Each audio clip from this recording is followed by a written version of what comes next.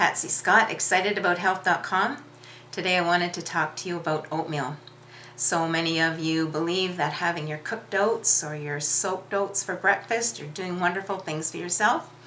And others who are trying to stay gluten-free are staying away from oats. So today I wanted to shed some light on oats. And I'll be quoting from this big book again, Staying Healthy with Nutrition, The Complete Guide to Diet and Nutritional Medicine by Dr. Elson Haas, MD. So he says, oats are a soft grain. When rolled and flattened, they cook fairly easily. The nutritional level of the oat is much less affected by processing than is the case with other types of grains. So oats are not as highly refined as other grains, so that's good. Oats have traditionally been placed right alongside of wheat as gluten grains that should be omitted from certain diets. Well, it's good to know that this book says that recent research in this area provides good reason for thinking about oats as distinct from wheat and not part of a greater category called gluten grains. So really only rye, barley, and wheat, and the wheat derivatives like spelt and kamut and bulgur, semolina, etc. are the major gluten grains. Oats, on the other hand, can be contaminated because they're processed in the same facility as the other grains. So I buy a uncontaminated oat, which has been processed in an uncontaminated environment. So now let's look at the processing of the oat. The first and best is the whole oat groat. See how that just looks like the seed? Oat groats are the whole oat grain with only the hard outer hull removed, but with the kernel's outer bran layer intact. And these you can sprout too, which increases their nutritional power. But be careful, if they don't sprout, that means they've been steamed and they're no longer raw.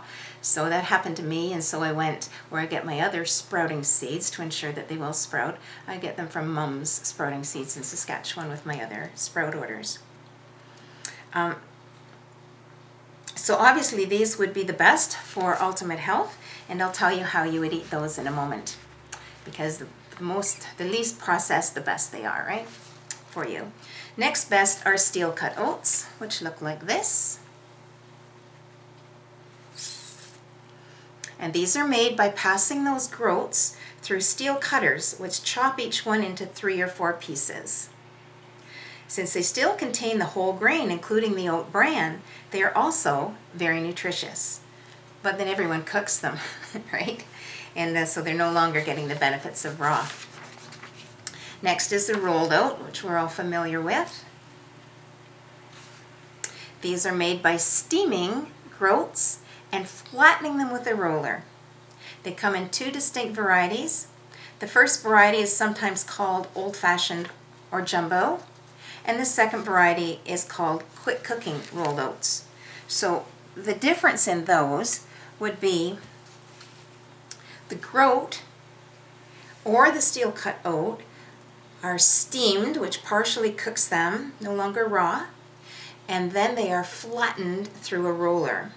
And if they have flattened the groat, you have the old-fashioned or the large flake oat.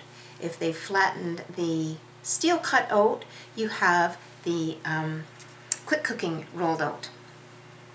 And then there's also the instant oats, and the instant oats is taking the steel cut oat and steaming it longer than you would for the quick oat and rolling it flatter and thinner than you would for the quick cut oat. So that's your instant oat.